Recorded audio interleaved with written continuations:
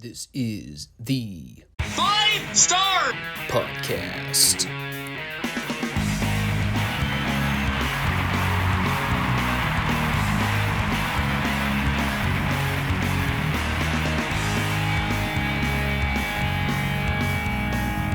Let me talk to you.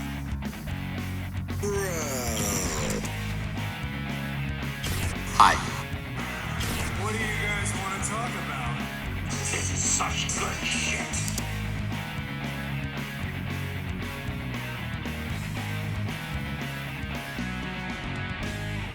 Thanks, guys. Back to you. It's a good weekend.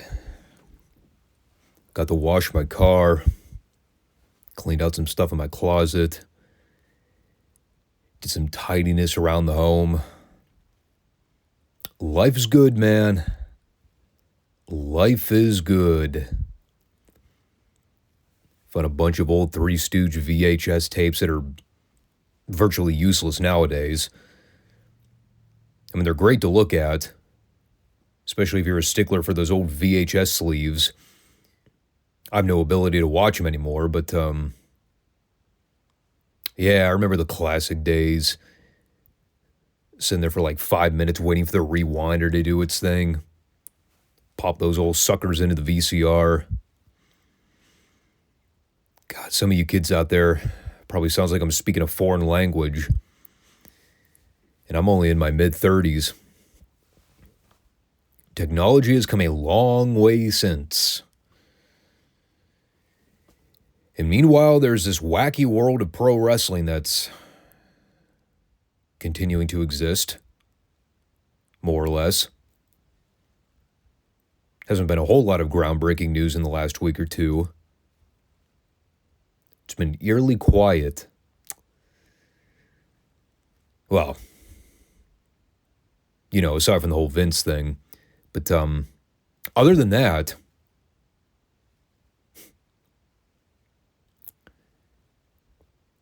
so what do you guys want to talk about? I'm hoping I can get a good laugh at least some people out there. I know there's a pending sense of doom and gloom amongst the wrestling community right now. But it's like Hunter said in that Royal Rumble press conference, I want to focus on the positives. Because that's what the FSWR channel is mainly noted for. Positive reinforcement. When you watch this podcast, you get nothing but positive and glowing recaps from yours truly. Unless we're watching Retro Raw from 1995, and then it's old man screaming at the clouds for 15 minutes. Oh, we'll get into that momentarily, don't you worry. Of course, if you're a new viewer to the channel, welcome aboard. I would shake your hand if I could, but we will do it virtually. Make sure y'all subscribe, comment, like, all the good stuff. Whatever this join link is that I see on some channels out there. I have no idea what that means, but hey, you know, it can't hurt to click it. Maybe it's a ticking time bomb. It's like the giant red button that says, do not press. Of course, you have to hit it just to see if it's a rib or not.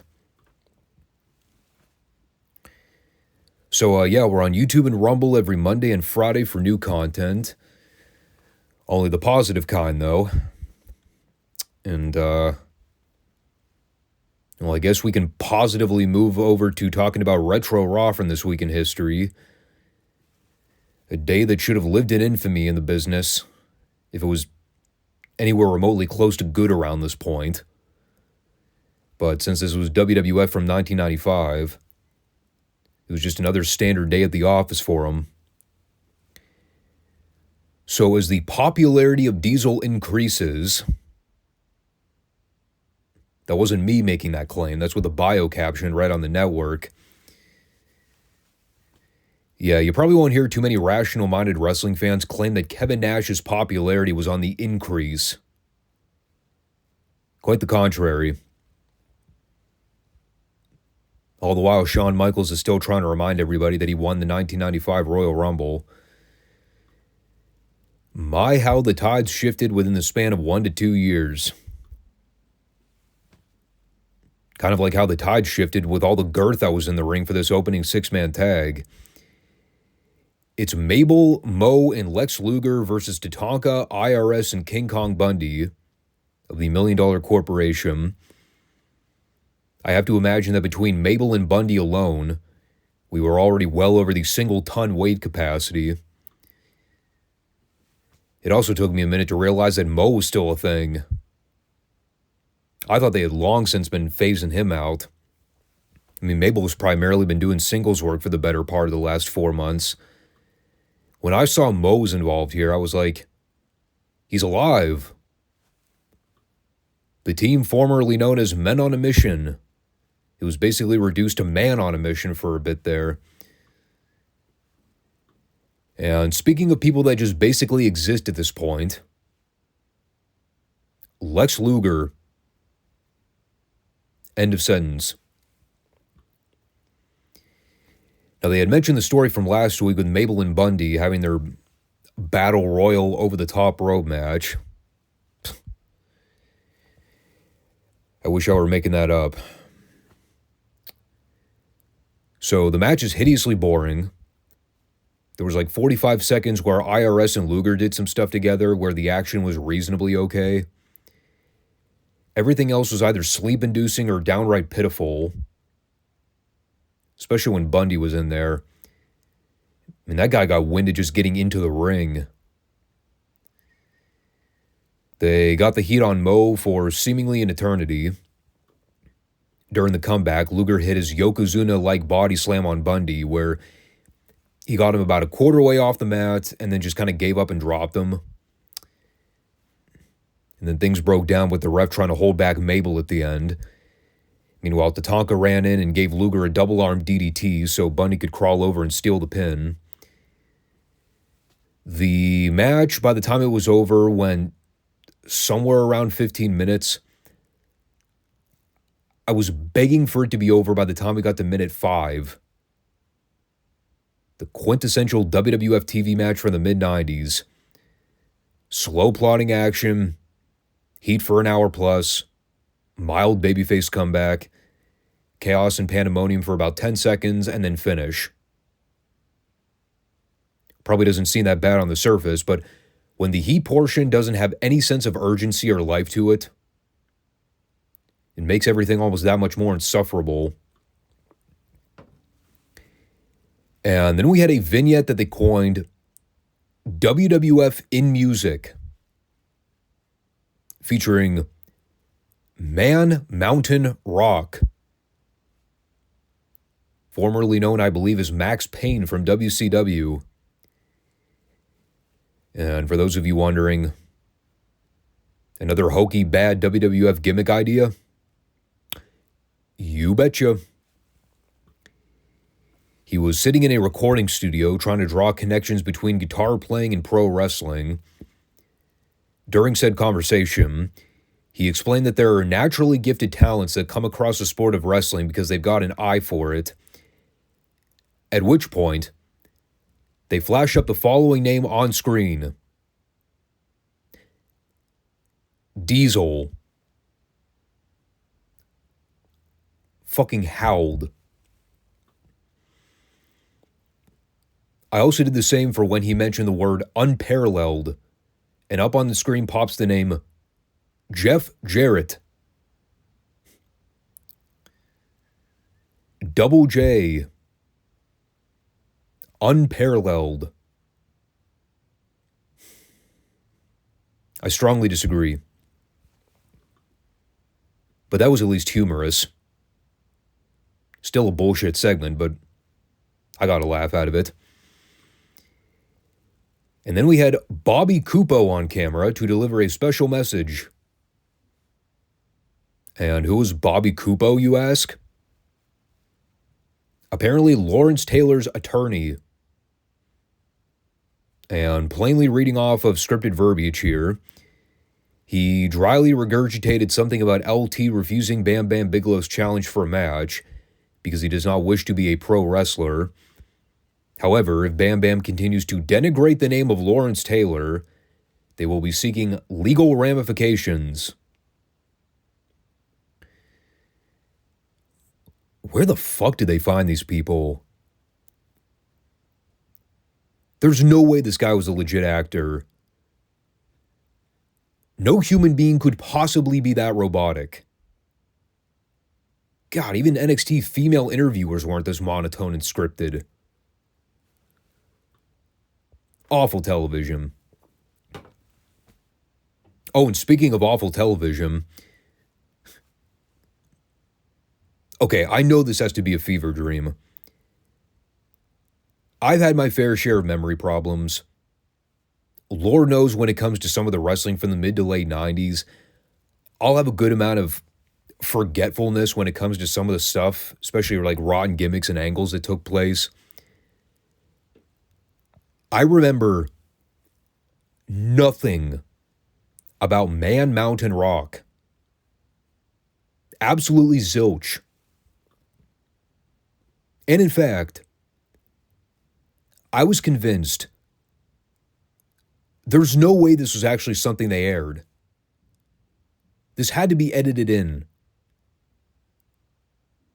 Why in the fuck don't I remember this? How in the world did I watch this shit live as a kid and completely forget about Man Mountain Rock? I was like, what, 8 years old at the time? I mean, surely I would have had to remember something about him. Nope. Nothing. He looked like a cross between Hugh Morris and Rocco Rock of Public Enemy, who just so happened to steal the Dudley's ECW ring gear. He won here with the front face suplex. I didn't even write down the job guy he wrestled. Looked like some outlaw bum you'd see working on AEW most weeks. This was also minty counts of ass. As was them deciding it would be a good idea to give Kevin Nash interview time. Talk about the cure for insomnia. Let Diesel talk to you for 20 seconds. Yeah, that'll do the trick. Holy Christ. So this sit-down interview with him and Vince, one of their early talking points was Vince mentioning that Diesel had been through, count 'em, 9 knee surgeries. As Diesel then looked at Vince and said, if I had an Achilles heel, that would probably be it. You don't say. And obviously their main talking point had to deal with Shawn Michaels. They talked about Diesel's previous match with Owen on WWF Superstars the day or two before. Shawn Michaels had been out scouting and working some of that mind game magic to get inside Kevin Nash's head. And now we're being told he is planning on bringing in a bodyguard of his own. And, well, this is kind of one of those things where if you know, you know. I could potentially spoil it, but I'll let them draw it out on TV for a little bit. I could drop some hints on you, but I think we'll just sit tight. Wouldn't want to throw a softball at you if you know what I'm saying. He's a man that is near and dear to my heart. I know he wasn't everybody's cup of tea back in the day, but especially during the latter stages of his career, I really came to be a fan of his. Anyway, the rest of this was Vince running down Nash's credentials, trying to make him a sympathetic white meat babyface. Like, the whole thing's preposterous. Well, you all know Kevin Nash was the furthest thing from a white meat American-made babyface. God, they're just running full throttle with all this bullshit now. It's fucking absurd. And then Mantar had another hideous squash. This time against Leroy Howard, who I believe would later become the Ice Train in WCW. He actually came out of their power plant system, if I'm not mistaken. He and Scott Norton, I seem to recall, had a fun little tag team going at one point. That was like during the early stages of the Monday Night Wars. I don't remember whatever happened to the Ice Train. Probably just kind of fizzled out like a lot of those guys did back in the day. God, especially by the time the roster was overinflated to about 375 fucking people. It's easy to get lost in the shuffle. Ask Tony Khan about that. In any case, Mantar won after about 40 front power slams and 75 foot stomps. He also did his signature war cry for about 30 different times throughout the course of the match. By the time it was over, my eyes were profusely bleeding. And meanwhile, poor Jim Cornette's out there trying to grit his teeth to get through it without ruining his reputation. I'm sure he was not satisfied being put in that death slot. And that brought us to Razor Ramon versus Frankie Lancaster. Lancaster looked like a middle-aged balding electrician who just so happened to work out twice a week. Moderately good shape. Facially, he looked about 50. I wrote down the following sentence. Razor won with the razor's edge. If anything else happened in that match prior that was of grave importance, I have no memory of it ever happening. Totally zoned out watching this. I believe I heard Vince and Shawn reflecting on the Rumble match where Double J had targeted Razor's knee, which was a crucial story element to that title match of the pay-per-view, if you remember. Here he seemed to be perfectly fine. So either Razor forgot he was supposed to sell the knee or the ligament damage, or maybe his knee was just not in that bad shape. But you know, what's kayfabe at the end of the day? I mean, Vince already exposed that like 2 years prior, so the jig was up anyway. And then, apparently because the torture wasn't enough on this godforsaken program, the TV main event, I repeat, the TV main event, Henry O. Godwin versus Billy Weaver. And again, my notes were very brief. They were actually briefer than the Razor match I just watched. Whereas with that match, I actually took the time to write down a full sentence. Here I wrote down just one word in the form of a question. Why? That was all. I also took a mental note here that Shawn Michaels apparently didn't remember Looney Tunes cartoons very well. While Vince was claiming that Henry's favorite cartoon character was Porky Pig, Pee-hee, Shawn apparently couldn't remember that Tweety was the character that Toddy Taw Putty Tat. Not Elmer Fudd, Shawn. Moron. But it was very apropos for a TV main event featuring Henry O. Godwin, because this was on par with literally watching a pig roll around in shit. They both stink. Kind of like how the show stunk. Royally. Now, I know it's cliche at this point where I just keep chalking up each one of these retro Raws to the worst one yet. This has to rank among the top 3 easily. It was painfully long, boring, lacked any sense of merit, whatever. When the highlight of the show is a Diesel sit-down with Vince McMahon, where we're the audience, we're supposed to buy that he's a relatable, down-to-earth babyface, I call BS. And the rest of it was just a bunch of meaningless squashes, most of which involved all-time rotten gimmicks, with poor Razor getting swept up into the middle of it. God, you want to talk about another guy that's just waiting out the remainder of his contract. That guy's completely phoned it in. And they just keep getting worse, bro. I'm telling you. It's on the steady decline from now until like mid to late 96 when things very briefly start to take off.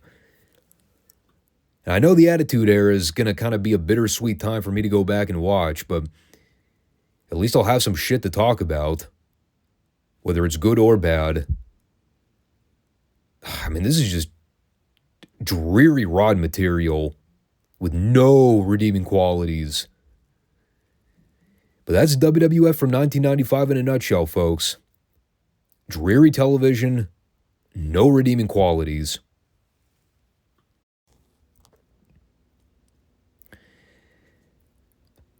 I will not say the same for SmackDown, though. They were definitely cooking with gas this week. The WrestleMania hype is in full swing now. And,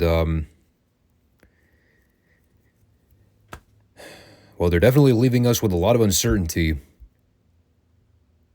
We'll talk about the whole main event thing later on. I did note at the top of the show, though, Cody brought his dog Pharaoh. And if any of you remember that incident from AEW a few years ago, I was a bit nervous when I saw him arrive at the building with a dog. Thankfully, he did not come out in the main event. In any case, they had spent like the first 5 minutes doing an entire Rumble recap, most of which I skipped because, I don't really dabble much with the highlight reel commentary. So about 6 minutes had gone by before Logan Paul opened things up to come out for a promo. And as the joke continues to write itself on these shows, SmackDown is basically a program where the bulk of the interest comes with the promos and angles. Mainly the promos. And the matches themselves are mostly useless. So right when Logan's music hit, I kept my attention fixated on the TV because I knew we were bound to get an altercation with Kevin Owens at some point. That's pretty much what happened. Logan comes out. He's got nuclear heat. Calls KO a pissed off donut, which got a pop out of me. I like how the majority of Logan's promos on KO for the better part of the last few months have involved him making fat jokes. And of course, at the same time, he's running down the so-called brittle WWE locker room, saying while everyone's getting hurt and complaining about their WrestleMania dreams being crushed, Logan's still going out there and performing at 100%, proving that he's beyond a shadow of a doubt, one of one. So that led to Owens interrupting, and he and Logan exchanged some words back and forth. The gist of Owens' promo was that he used the brass knucks on Logan, and he got caught in the act, and he has no one to blame but himself for that.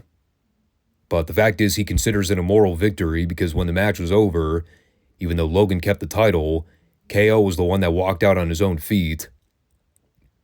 And, this part here was good too, right before they transition into the next part of the segment, as Owens gets in the ring and tells Logan that the next time they fight for the U.S. title, he's not going to need to use the brass knucks to get the job done. And then Logan, this had to be ad-libbed because it was too perfectly timed. He just goes, "You're standing really close to me right now and you smell horrible." To which Owens goes, "I bathed in Prime before I came out." Now, for the record, I see those Prime energy drinks everywhere I go. If I'm at the convenience store or Sheetz, they got those things hanging out in the coolers all the time. Can anyone actually confirm whether or not those are actually healthy? Or is it just another one of those knockoff vitamin waters? I don't know, I'm a skeptic. Anytime I see the word energy drink, I immediately start to gag. Nah, I'm good with coffee and water, bruh. So anyway, this all led to the opening match for the week. It is Austin Theory versus Kevin Owens with Logan Paul on commentary. And I like how he had to outright state, Kevin, you go do your match with Theory. I'm going to be on the commentary table shooting the smack on you. I mean, it really is the code name for this program at this point. Friday Night Smash Mouth. Literally where the entertainment value comes from most of the time. I mean, it sure doesn't come from a lot of the matches, I can tell you that much. Not that I'm trying to shit on Theory versus Owens, because, it was a solid match. I did enjoy Owens doing some basic chain holds early on, while mocking Logan on commentary, going, it's called a chin lock and an arm bar. But you can't do that. Meanwhile, Logan's laughing it off and giving KO the thumbs up, like, yeah, dude, way to bore everybody into a coma. So the match is chugging along for a while. It's a very paint-by-numbers WWE TV match. The one thing I was glad to see here was that Theory ditched that stupid Spanish fly-looking DDT. The one he nearly crippled himself with after he botched it the last time. They end up doing a deal where Theory goes to give Owens the superplex. And of course, the running gag is that nobody can superplex KO, so we all know he's not going to hit it. Instead, Owens shoves Theory off the top rope so he can land on his feet. And then he gives Owens some kind of burning hammer-looking move. And that set up the schmoz finish where Grayson Fodder takes Jessica Carr, the official. Logan tries to pass Theory the brass knucks on the ring apron, but Owens takes them. And then Logan's trying to get Jessica's attention to warn her about the knucks, but, Owens hits Theory with the gimmick. Conceals it this time. Like a smart man, he learned his lesson. Then he gets the pinfall. Finishing sequence was good.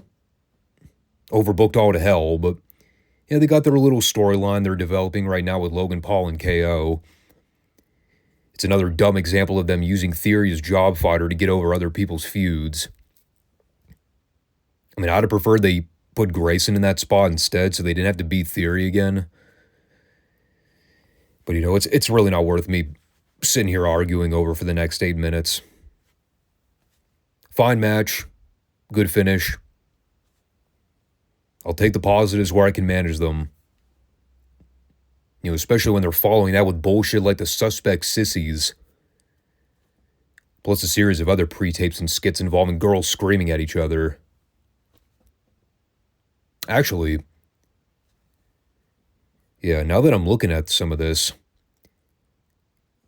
I believe from the point they played the music for Pretty Dreadly to set up whatever in the hell that 4-way tag match was, before they actually rang the bell to start it, I believe about 5 minutes had passed where it was nothing but random pre-tapes and infomercials. I did catch the one with Bianca Aldis and Logan Paul in the back.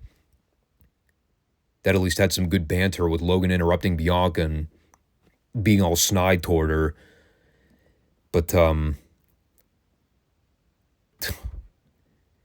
yeah, seriously. Fuck, dude. A fatal 4-way tag match with job guys? Are you kidding? I got more enjoyment sitting on the can taking a shit for 15 minutes. So from the point that Theory-Owens match concluded to basically the top of hour 2 when Damage Control came out, I believe about 30 minutes of nothing went by. The majority of which was nothing but infomercial plugs. And you people wonder why I fast forward through most of this shit. God help the poor souls that actually decide to watch this live on Friday nights. I don't know how you people stay sane. Unless you're getting paid to do it. God, I'd have a mental breakdown partway through the first 45 minutes if I watched this crap live. So anyway, Damage Control.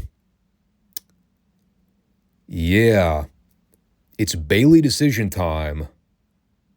Who is she going to wrestle for the strap at WrestleMania in a couple months? Does she want Mommy? Or does she want Io? Well, it did not require a lot of forethought if you've been paying at least half attention to the show over the last few months. The actual segment itself, I thought was executed pretty well. The actual brawl with the girls was kind of lame. Mostly because I had to suspend disbelief for more than 3 seconds that Kairi Sane was even remotely capable of beating the shit out of Bayley in a real fight. Like watching her stomp on Bayley in the corner looked like a prepubescent girl ghetto stomping a grown woman on the sidewalk. Beyond fucking ridiculous. But, they basically had Bayley do the sympathetic babyface promo, which she's always been gifted at.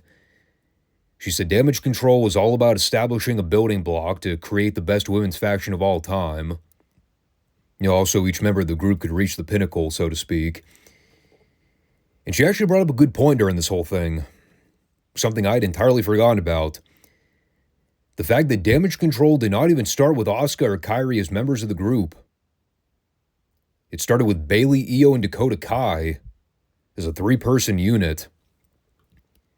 And it wasn't until sometime within the last year where Io had brought aboard Asuka and Kairi without really consulting Bayley about it. Granted, they probably could have done a better job explaining all that, but we'll just go ahead and overlook it for the sake of argument. But Bayley's been listening to Io, Asuka, and Kairi mocking her behind her back in Japanese. She's listened to them belittle her for weeks now, and she wants to know why Io turned on her. So, naturally, the group finally turns on her. All 3 of them are beating up on Bayley. It is not the most visually appealing looking brawl, but, again, I already went over that. What I liked here is that they didn't make Bayley look like an idiot. Like, she knew shit was about to go down, so she had a game plan in mind. She had planted a gimmick under the ring apron so that when the inevitable happened, she could give herself an equalizer to fight back. Figuring no one was going to watch her back, and why would they?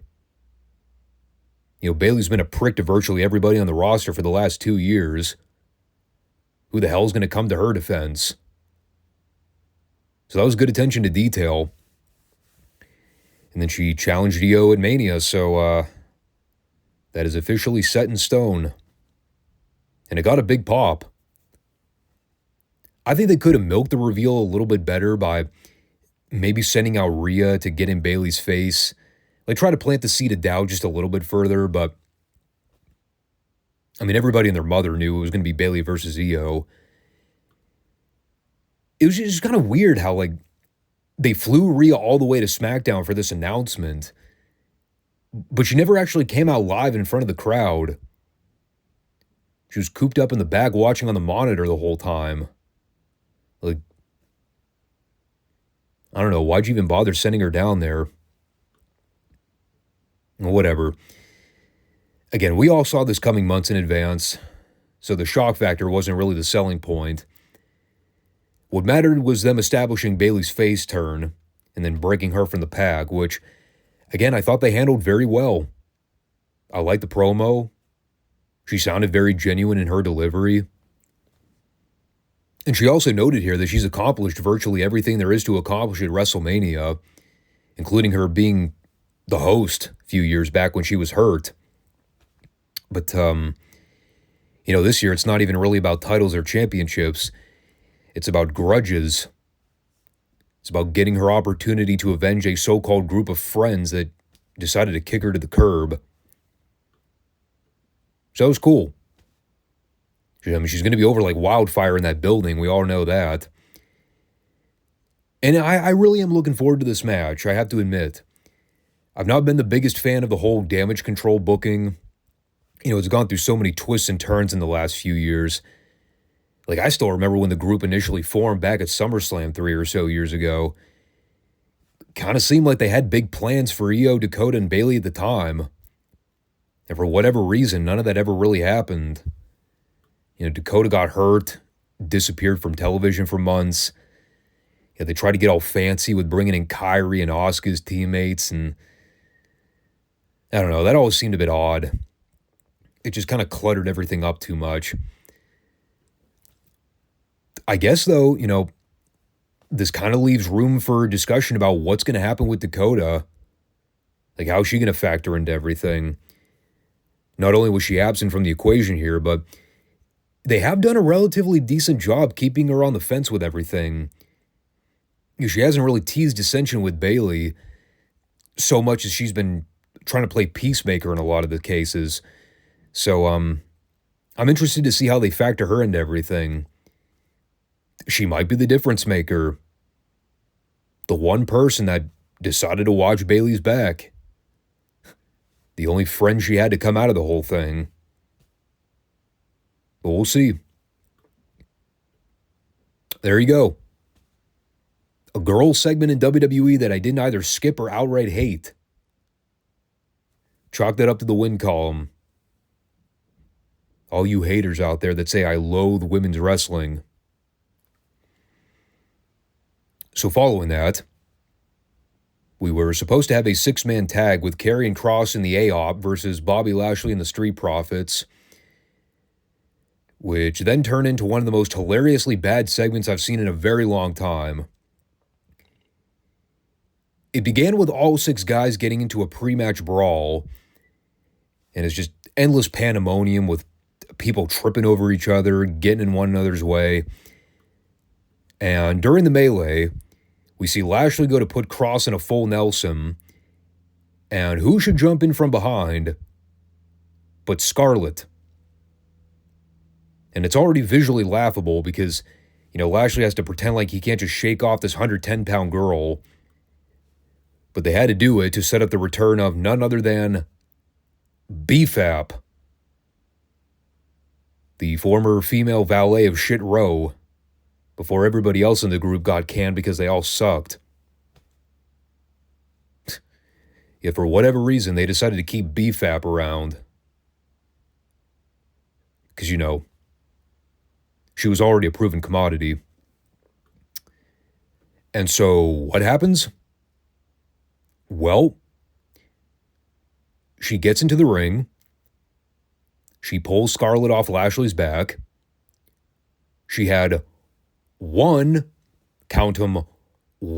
move to execute. And she fucked it up. She goes to hit Scarlett with a running boot.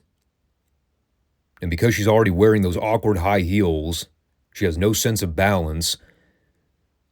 So, of course, she trips right over her own foot, falls flat on her ass, and so did the segment. And again, I remind you all, they kept her. They fired fucking Flop Dollar, or whatever his name was, just for being a royal waste of time and money. But then they said, BFAP, let's keep her. She might have something. Well, as it turns out, she doesn't have it. And she never did. She still sucks. And, yeah, no match. Just a completely pointless angle with a sloppy brawl and several moments where I was covering my face crying with laughter. A raging thumbs down segment.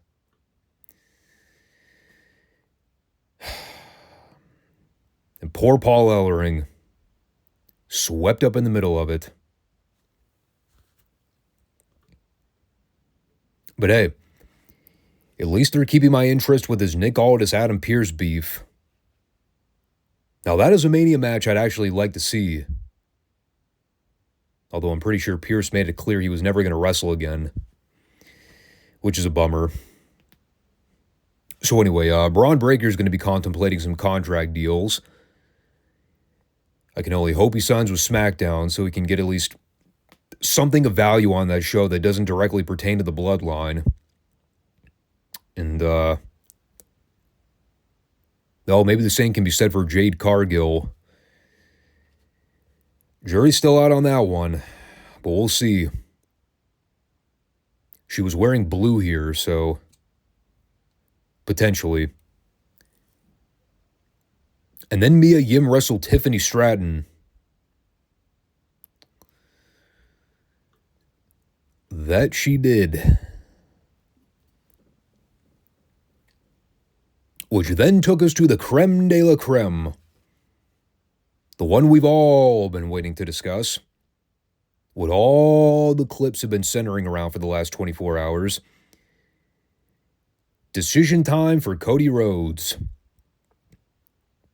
It's his turn to let us know what his WrestleMania plans are. But before we hear from Cody, we have the bloodline come down so Roman can give a pre-speech about what Cody ought to do. And he more or less spills the beans. Says that Seth Rollins made a lot of claims on Raw this past week that the world title he carries is the Workhorse belt. Says that if Cody wants to finish the story, he needs to beat the top guy in the sport. He needs to go after the Workhorse title, not the supposed Hollywood title. And of course, Roman's making snide remarks at Seth, saying he's got a lot of balls, making claims for a guy that runs around wearing his wife's clothes. Says that he works 10 times less in a given year for his schedule, but he still makes 10 times the amount of money.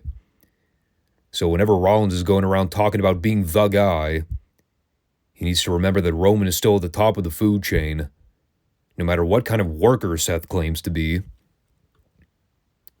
So he tells Cody that he can go after Rollins' Workhorse world title, but we all know who number one is at the end of the day. And that brings out Cody to respond. Oh, by the way, I don't dispute anything Roman said in that initial promo. Whether or not he's a scumbag, I agree with everything he said. And come on. We all know Rollins' world title is nothing more than a consolation prize. We knew that from the moment they booked that tournament to begin with. So, of course, Cody comes down and basically tells Roman that Rollins made a lot of good points on Monday night. But the one thing Cody disputes is the notion that the Universal title is the Hollywood title. Whether or not people want to recognize it, it's still the same title that Bruno Sammartino held. It's still the same title they took away from his daddy in the garden. And it's still the title Cody wants. Cody wants to finish his story.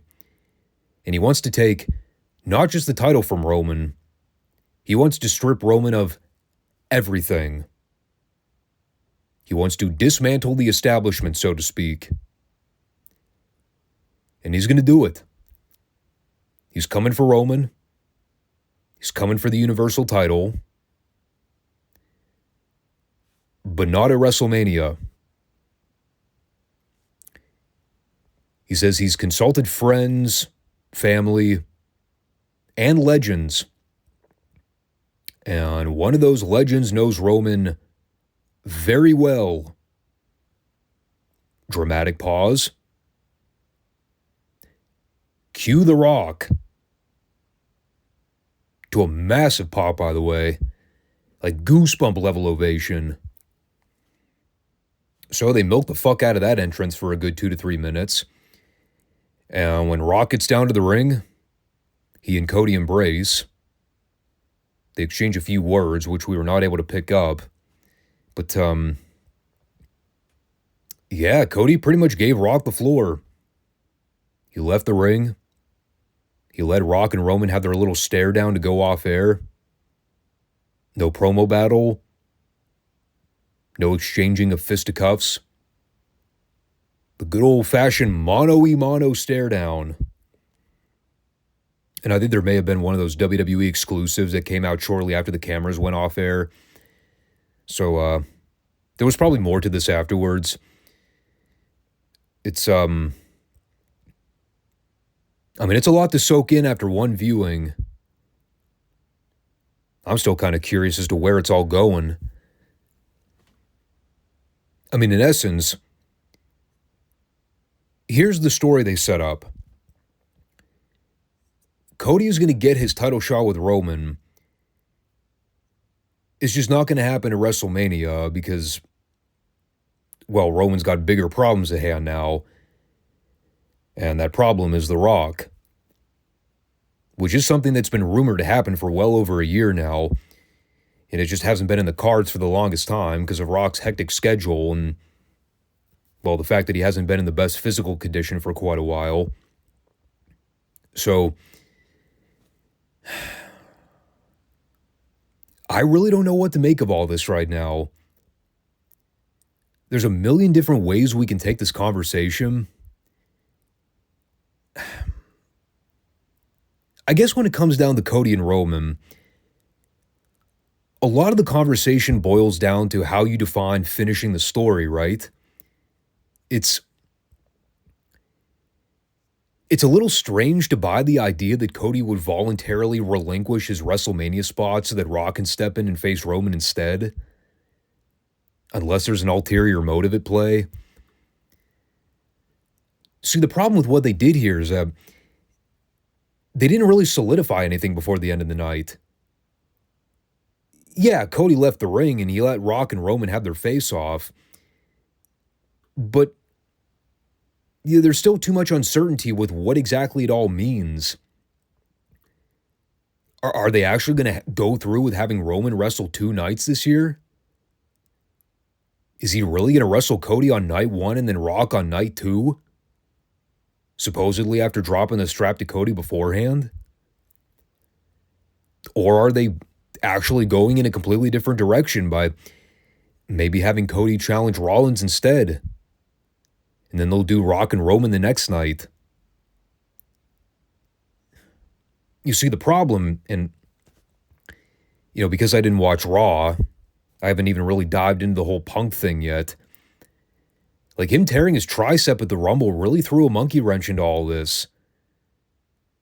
So with Punk basically out now, that leaves Rollins with no suitable opponent. They already had Rollins and Cody do the confrontation on Monday to tease that as a possible title match. I mean, if Punk's not going to be ready for Mania, which all signs point to that being a no-go at this point, it does kind of screw with their original plans. Whatever that may have been. I have no reason to doubt the initial idea was Punk and Rollins for the Raw World title on night 1, and then Roman and Cody would have their match the following night. Whether or not Rock was ever being factored in seriously as a probable opponent for Roman, we don't really know for sure. Obviously, based on what happened here, you could tell they were scrambling to make something work last minute. I think at the end of the day, here's the dilemma we're dealing with.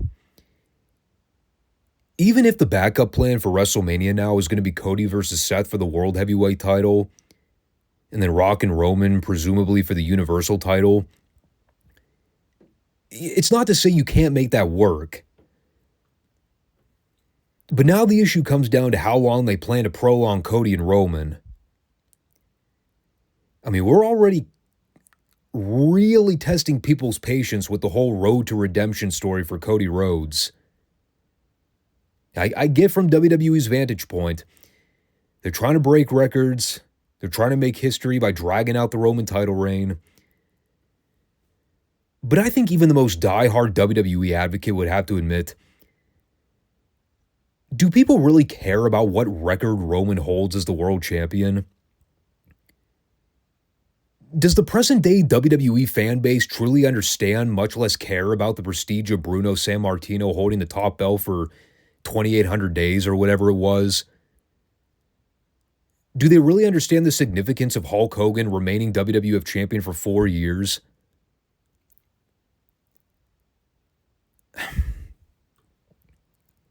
Maybe I'm wrong. It's starting to come across as WWE trying to pat their ego to artificially create a new wave of history that seems more important to the executives in the company than more so the fans. And I'm not saying one is right over the other. What I am saying is that there's two schools of thought to this.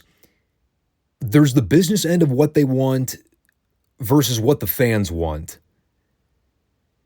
And you can only drag the audience along for the ride so long before they kind of get fed up with it. There's got to be a proper end goal to the Cody Rhodes saga without it coming off like a wet fart in church. They took a risk last year by not having Cody beat Roman.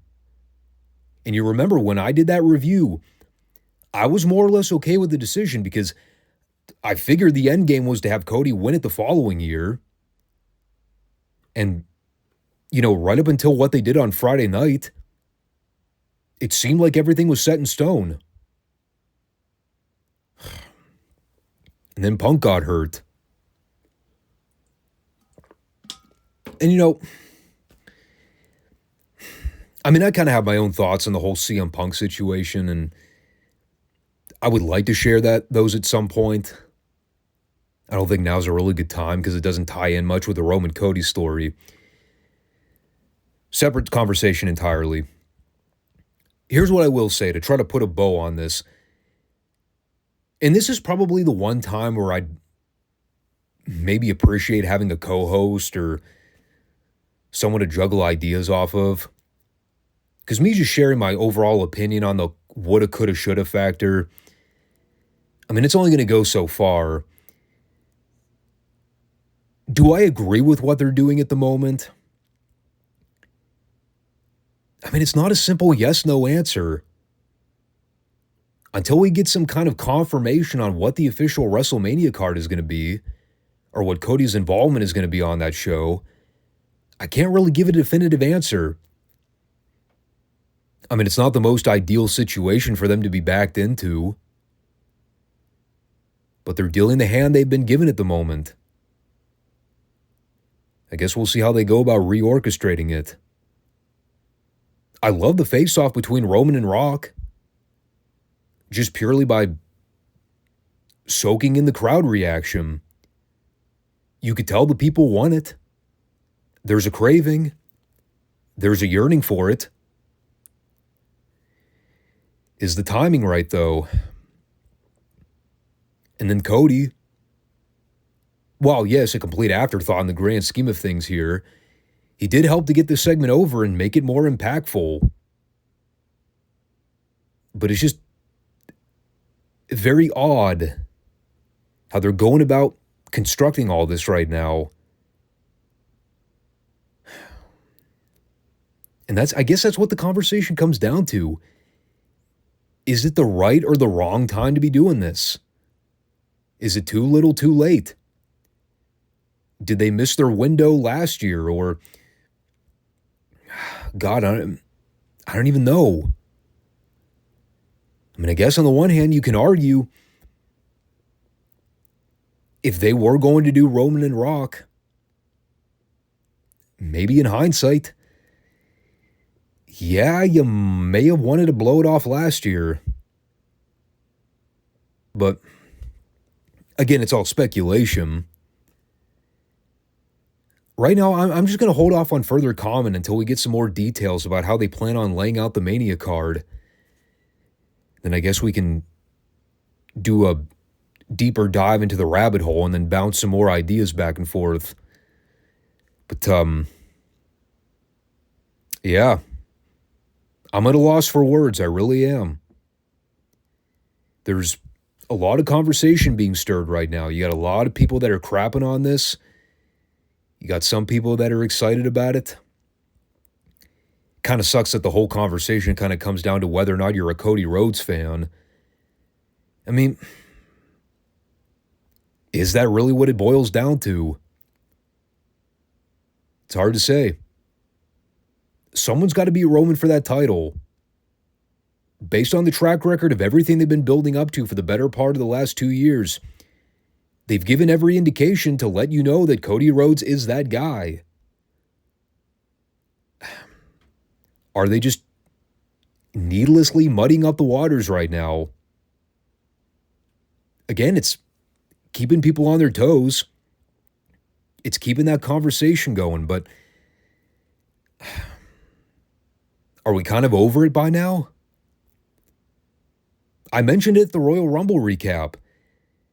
Look, I love Roman. I've been mostly a fan of everything they've done with the Bloodline. But it is kind of reaching a breaking point. It's that whole like shit or get off the pot kind of situation now where we've seen it. It's not really developing at this point. It's just kind of old news. And I think a lot of people think that way now. Now's the time to kind of pay everything off. So, why are we still leaving a lot of open-ended questions? Is it the predictability factor? Or do they really just not know? Are they still unsure? I mean, you did the face-off with Rock and Roman. I don't think there's any going back now. Now that we've seen that face-off, if that match doesn't happen, it's just going to be the ultimate dick tease. It's like dangling the bait over everybody's heads, and then right when they're about to reach for it, you yank it away from them. I mean, WWE's been jerking us around like that for ages now, but I don't know. They've really stumped me here. So again, I'm just going to kind of see what the next few months lead to. I'd like to give them the benefit of the doubt, but man, oh man. I'm trying to think, how old am I now? Mid-30s. How long have I been watching this product? Far too long. When do I learn my lesson? When do I learn that giving the World Wrestling Entertainment the benefit of the doubt? I don't know, man. I really don't. Someday I'll learn my lesson. But by that point, I think I'll be dead. So, I don't know. You feel free to share your thoughts. But we'll revisit this conversation later on. How about that? Fair? Good.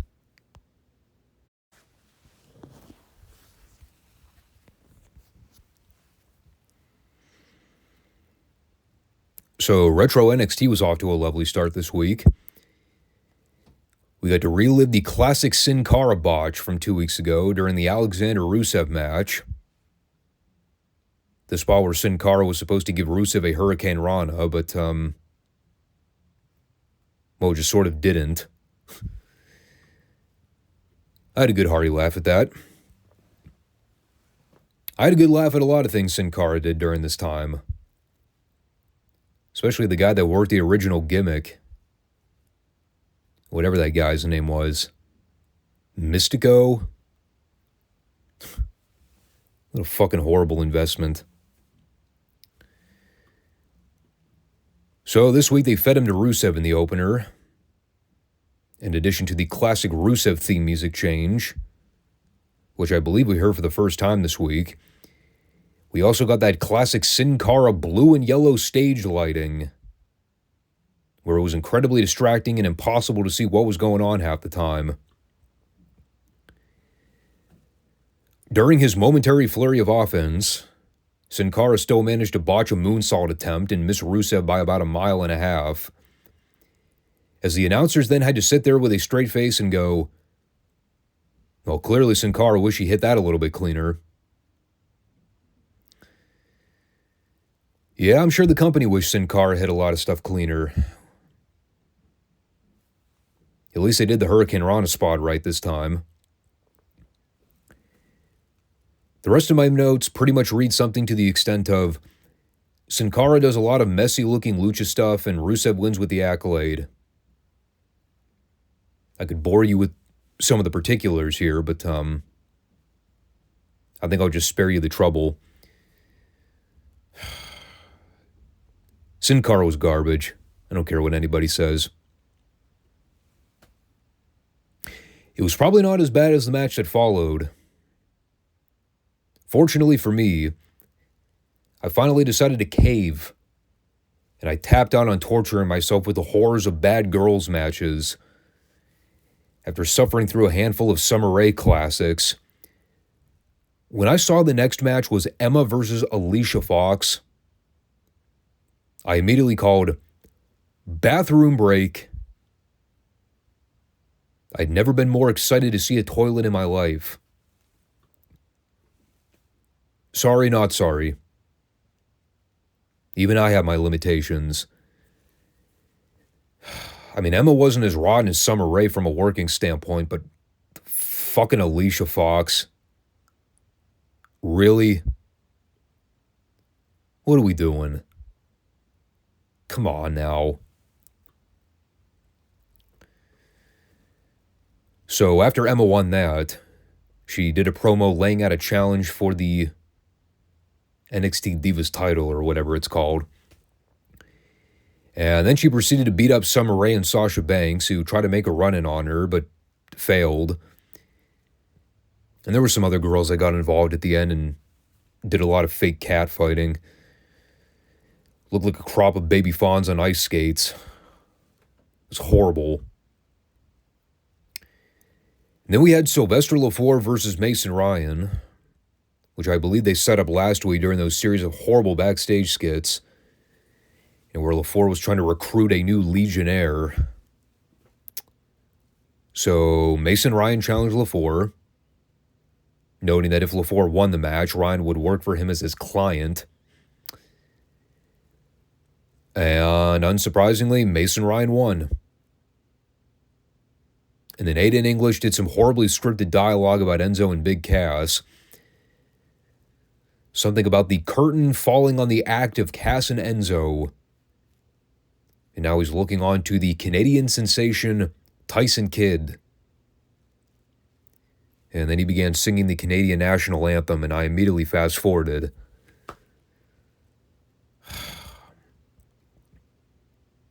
Yeah, this show sucked, by the way.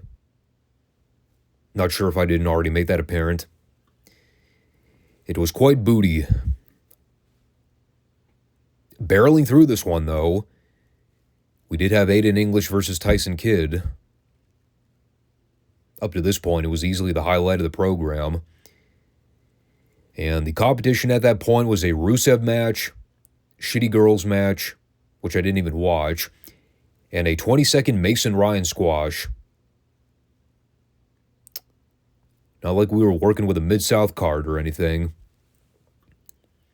You know, once I get over the annoying artiste gimmick with Aiden English, he's actually a pretty solid worker in the ring. You know, but even this match had the classic WWF trope with the booking. You know, fucking Big Cass walks out through the crowd nonchalantly. He takes Aiden's beret, or whatever the director's cap is called. He throws it over his head. Meanwhile, Tyson Kidd is perched on the top rope ready to take him out. So, of course, after like 90 seconds of this distraction spot, Aiden turns around and eats a blockbuster from Kidd for the 3 count. It's the distraction spot where the guy's made to look like a bumbling fool for having his back turned on his opponent for almost a full minute plus. Like, you'd think at some point someone in the crowd would yell, "Aiden, jump out of the ring! Don't look behind you!" But of course, it turns out he's a goddamn idiot. So, hey, at least Tyson's offense looked good. For all of 45 seconds. And right around the 30-minute mark, we finally come to our featured match on the program. The main event, as a matter of fact. And it's a match we've now seen, I believe, at least 4 or 5 times in just the last 3 months alone. After they already did the 2 out of 3 falls blow-off months back. Fuck it. Let's do it again. In typical WWE fashion. Let's dig old Yeller up from out of the grave kick some dirt off of it, and bury it again. Adrian Neville versus Corey Graves, part 77. And it's like,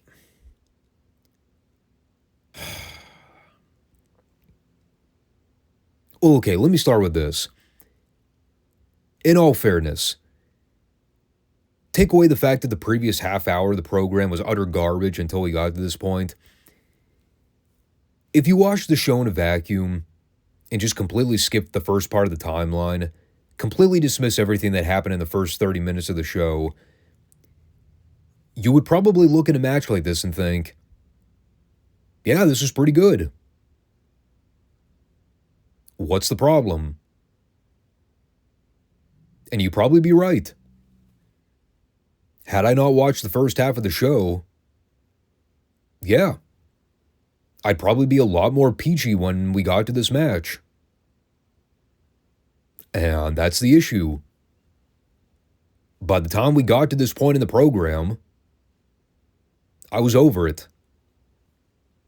Everything prior had totally drained the life out of me. By the time they rang the bell to start this thing, I was just ready for the fucking show to be over. God, and the fact that they still had like 20 minutes left of airtime. I mean, I knew the match was going to go a while, so I really wasn't a fan of that. Like, did I really need to watch Neville and Graves go 15 plus minutes when we've already seen them do like a dozen or so matches already? Maybe I was in a bad mood. I don't know. I just couldn't get into it. They formatted the match around all the other hot garbage on this episode. I just didn't care. It's like, fuck, dude, just get it done and over with. I've already talked about my thoughts on Corey Graves. I was never a Corey Graves fan. And so watching him work over Neville's leg for an hour, that just bored me to tears. I did laugh at him teasing a pile driver on the floor. I was like, yeah, give me a break. Even Hunter wasn't getting away with that shit back in 2014. They tried to work a story here. Neville's selling was good. You know, it played into their last match where Graves had targeted the left knee to try to prevent Neville from going high risk. And that did fault him momentarily during his comeback here, but he still managed to win clean with the red arrow. So thanks for coming, Graves. You get that one TV win for your big return a couple weeks ago, and now you're already doing a job. You know, at least it was against a top babyface and not just some ham and egger. But it was all mainly a setup for Bo Dallas to come out after Neville was in the corner selling the knee. And right as Bo is stalking Neville in the ring, totally stone-faced, you know, rolling up his sleeves, looking like he's ready to do battle, cue Hunter's music. And he comes down to crash the party, informing Bo and Adrian that on February 27th, at the big NXT special, the title match between both individuals will not just be an ordinary singles match. It will be contested as a ladder match. The first ever NXT ladder match, for that matter. So I guess you could call that history. Now, for the diehard NXT watchers out there, this is not a groundbreaking news bulletin. Everybody remembers the first NXT ladder match at Full Sail. I think the bigger question in all this, why a ladder match?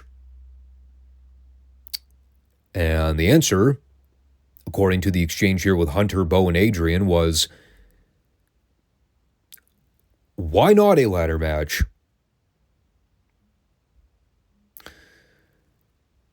Well, fuck, dude. You got me there. I don't have a comeback for that one. I guess because it sounds cool. Because it'll get a pop. And it did get a massive pop. I'll grant you that. And we're talking about the hardcore fan base here, so anytime they hear the word ladder, they all immediately cream themselves. Honestly, I did not remember how they set up that ladder stipulation. I forgot that Triple H just kind of came out and said, let's have a ladder match. It's like when Regal came out that one time and said, enough! War games! And everyone shat themselves. That was the whole setup, though. There really didn't seem to be an angle or anything that really predicated the idea of doing a ladder stipulation. They just want to make history for the first NXT special. Well, all right then. At least they went out on a high note. And I guess, to be fair, this was back when ladder stipulations weren't just passed around like free candy. Like, yeah, they were still doing Money in the Bank and TLC, but for a high-profile title match, at least it wasn't something they were throwing away in the undercard. And when we talk about that match, I'll go into more specifics about why I particularly have fond memories of it. Maybe not for the same reasons other people did, but, at least I could find some common ground with the hardcores for once in my life. So to be continued on that conversation, all in all, this show can basically go fuck itself. Because the bulk of it was asshole. A major hole of the ass. That is what this was. This right here was everything I despised about Vince McMahon WWE television. Regardless of how much input he may have had at the time, it had his formatting fingerprints all over it. He was probably putting his fingers on other things as well during the time, but I'm not going to go into that. I'll let that simmer for a bit longer before I potentially dive into that rabbit hole. But yeah, this is just bad. Like, everything I loathe about the sports entertainment production in wrestling was all over the show, dude. Up and down the card. Bad skits, bad acting, mediocre TV matches with goofy angles strewn in there. I mean, when you have a handful of those on a 45-minute show, you can overlook a lot of things. But when we're talking like multiple back-to-back-to-back-to-back segments of nothing but that, takes a toll on you. So what do you say we put this episode in the vault and never speak of it again? Do us all a favor. So, yeah, that'll wrap this sucker up. Cool. So we'll be back on Friday for the continuation of our retro review series, so to speak. Thanks, everybody, for checking the show out. And, catch you guys soon. Take care. Peace out.